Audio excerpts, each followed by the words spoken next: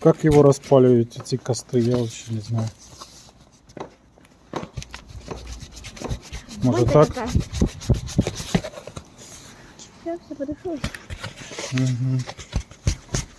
Сейчас мы запишем на память, как мы костер умеем распаливать. Да что ж такое? Блин, капец, даже ж такое. Ну там сзади. Не надо мешать, оно, наверное, так должно быть. Да ничего вообще не горит. Не? Ничего вообще. Фу, капец, у меня аж руки уже болят махать. Да я. Давай, а ну попробуй ты.